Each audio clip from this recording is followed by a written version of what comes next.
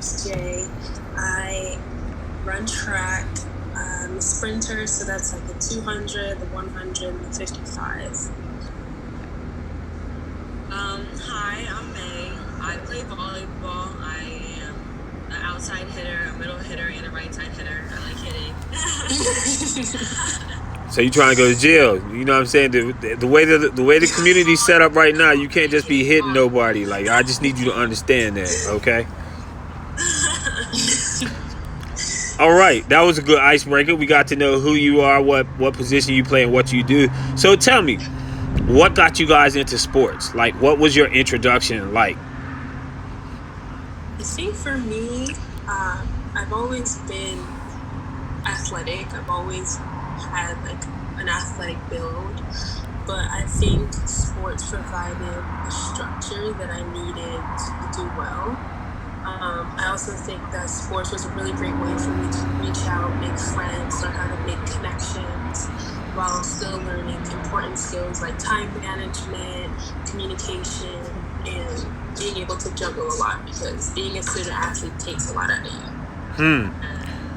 All right, I like that. What about you, May? Tell me, what got you into sports? I think what got me into sports is my mom, because wanted me to be a part of something, and lazy. So What'd you say? You say you're what? You say you're what? Yes. Okay. One time I'll win it. That's it. For the one time. So you guys both identify you do play sports. Jay, you said it's structure. May, you said it kind of got you into a community. But walk me through it as you are a woman, and you guys are growing. What stereotypes do you see in sports, or as being women athletes, that you kind of hate? Like, what's like your biggest pet peeve that you see or you hear, as it relates to sports? I think one of the biggest pet peeves for me would probably be that they automatically assume that women are less than and not as strong. I think that's definitely something that I've had to face, especially with like strength and weightlifting. Definitely pushing myself against those stereotypes of being, oh, you're weaker, you're not supposed to be lifting as much, you should push yourself as hard, and feeling as though I always had to work harder just to be seen as equal. Same question to you, May, but I'm gonna throw one more thing in there. As it relates to guys, give me your biggest pet peeve, because I'm gonna be honest with you. I'm gonna answer you guys afterwards the things I've heard that a lot of women say, or maybe even like looking at the women's soccer national team, they've won more gold medals than the men, but they don't make as much money. Like, how does that work for you guys? Because I know you guys are ultra feminist. Yeah. Being a feminist and like being an athlete is super hard, because women are definitely not taken as serious as men are, and we're just as capable. And I play volleyball, so a lot of people don't even think you should counter, because they don't see what you do within the sport. And it's kind of, it aggravates me a little, but you get used to it and you build from it and you just work harder from it.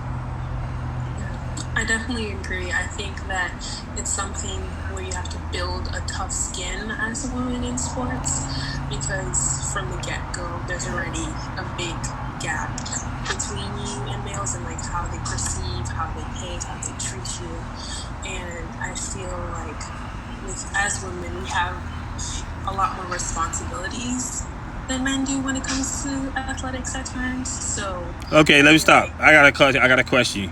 So when you say you have more responsibilities, break that down for me, and I want both of you to answer it, because some people say, no, you don't, because maybe Michael Jordan may have more responsibilities than you, or people expect more of him because he's, I guess, a billionaire or whatever the case may be. How do you say that there are more responsibilities for you in your eyes? Well, there's the obvious reason, the health reasons. There's limitations that our body has because of just physically, and we also have to think about reproductively. We have our period, and for some women that can be extremely painful, where they have to take breaks or whatever. You have to think about the fact that women also have to think about how society thinks of them because they don't have as many chances as guys do. And that's just like a straight fact. And having to carry those stereotypes of you can't be too loud, you can't draw too much attention to yourself. When you win, you shouldn't be too arrogant, you should be humble. Like that's stuff that people don't think about as a female athlete. That's things you have to think about because it's okay for a guy to be like, oh yeah, I just won these 10 trophies, it's okay.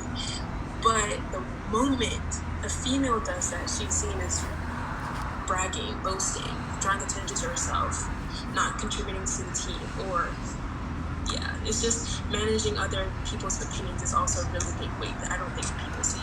I like that. What about you, May? Do you feel the same way, or maybe you have a different view of it? I definitely have to agree with Jay. Like, as a woman, you have to realize that a period is a big part in everything. Like, it's very limited. I know a lot of times where I can't even play my sport because my period just is so bad. You get lightheaded. Like, there's a lot of things that just go beyond bleeding. And that's probably, like, one of the biggest limitations that guys will never get because they don't get it. Because they don't get a period. And so they're just never get that limitation that girls will always have. Mm-hmm. So, I mean, that's probably one of the biggest responsibilities that we have, and to make sure during that time that we stay hydrated, eat right, because if we don't, that can happen and injure ourselves. I like that. I like that you guys talked and you touched into diet. I'm going to be honest with you. For the longest while, I used to think and play like bad. I used to think like girls should shut up. Like, yo, we dunk, we do this. Like, they don't even dunk. Like, why are they talking about they should get the equal pay that we get? But becoming a father and understanding, like, seeing you guys be, like, how it can knock you down, like, how it can really affect you, has changed my view on it a lot more, being respectful of you guys. But I want to ask you this. In lieu of what's going on in the climate around us, how do you feel female athletes have a huge responsibility now as far as their platforms and speaking up for the black male that is going through a lot right now? Do you think that's something they should do, or do you think that, you know, it's just an extra caveat as a woman to do it for a black man in this time and space of life? I think that... Hold on, Jay. We're going to start with May on this one. May got her face like she ready to go ape on me. So I'm ready to hear what's going on. This isn't a simple answer. Okay, so I think especially it goes beyond gender, beyond race, especially about what's going on now. I don't think it's because I'm a black, well, I'm biracial. Does that mean that I defend a black man? Because it also happens to black women, it happens to black people in general. But I feel like every nation standing up and using their platform or whatever, couple of friends they got or a big, huge platform they got to speak about the issue and just bring awareness to help everybody raise up each other instead of breaking people down. Like, as an athlete, that also goes with like team, because a lot of teams in my sport, it's not as diverse sometimes depending on where you live. And so sometimes you make friends with the people that match your race. And I don't know, like sometimes like it gets messy, but I feel like you should just put everything together. I got you. What about you, Jay? Talk to me about that. How does that look for you? Or how do you feel, you know, the female athlete that is, you know, I'm just going to talk about a woman that I know of, like, say, for instance, Diana Taurasi. She's like the ultimate women's basketball player. Should she now step up and take a platform and say, right, Black Lives Matter? Or is that not her space to do that? So I think that everyone's response to Black Lives Matter is going to be different. I do think that people who have a larger platform should use it, but that may not always be the best way for that person to spread their message. Because for some, social media might be their way of communicating the ideas, or for some, as we've seen, celebrities who may not have posted things have actually gone out to the protests and think it's not a responsibility of the person, but it's a choice. But I do think it's a very important choice that everybody should consider, because Black lives do matter, and everybody has tools to support the movement. And it shouldn't be a responsibility, because it should be something that you're passionate about and something that you actually want to contribute to, not because you feel like you have to.